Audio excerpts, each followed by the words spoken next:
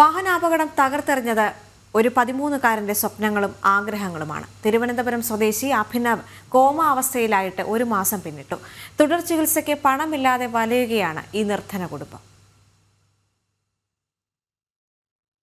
തുള്ളിച്ചാടി സ്കൂളിൽ നിന്ന് വീട്ടിലെത്തി വിശേഷങ്ങൾ പറഞ്ഞിരുന്ന മകൻ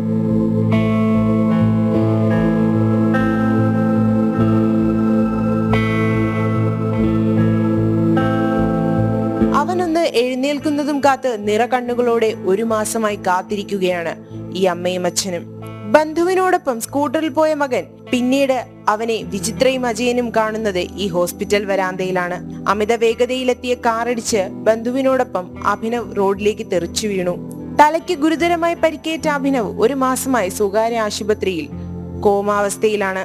ഭയങ്കര ഇഞ്ചുറി. അപ്പോൾ അത് ഡോക്ടർ പറയണമെന്ന് വെച്ചാൽ 6 മാസം അല്ലെങ്കിൽ 6 ആഴ്ച എത്രയാണെന്ന് പറയാൻ പറ്റില്ല. Sudden improvement പെട്ടെന്നുണ്ടാകാം.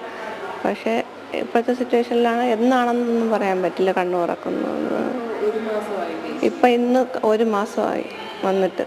നാട്ടുകാരും അഭിനവിന്റെ കൂട്ടുകാരും മറ്റ് സന്നദ്ധ സംഘടനകളും സഹായിച്ചാണ് ഇതുവരെയുള്ള ചികിത്സ മുന്നോട്ടു പോയത്.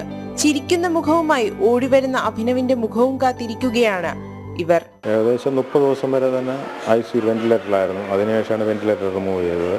ഇപ്പോഴും കോമ സ്റ്റേജിലും അങ്ങനെയാണ്. ചെറിയ മാറ്റങ്ങളുണ്ട്. എത്ര ദിവസം കഴിഞ്ഞ് കണ്ണ് തുറക്കാൻ കഴിയും ഒന്നും ഡോക്ടേഴ്സിന് ഇപ്പോഴും ഉറപ്പ് പറയുന്നില്ല. ഇതേപോലെ സ്വകാര്യ ഹോസ്പിറ്റലിൻ്റെ ബില്ലാക്കിൻ്റെ കാര്യമൊക്കെ നമുക്ക് അറിയാമായിരിക്കും. പിന്നെ ഒരുപാട് സന്നദ്ധ സംഘടനകൾ സഹായിച്ചു, സ്കൂൾ സഹായിച്ചു, പിന്നെ സുഹൃത്തുക്കളും അങ്ങനെയൊക്കെ പോകുന്നു. ഇന്ന് വരെ ഏകദേശം 13 ലക്ഷം രൂപയായിട്ടുണ്ട്.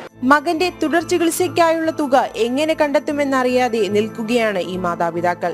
ചികിത്സയ്ക്ക് വേണ്ടി എല്ലാം വിറ്റു. എന്നാൽ ഇനിയും ഭീമമായ ഒരു തുക അഭിനവിന്റെ ചികിത്സയ്ക്കായി ആവശ്യമാണ്.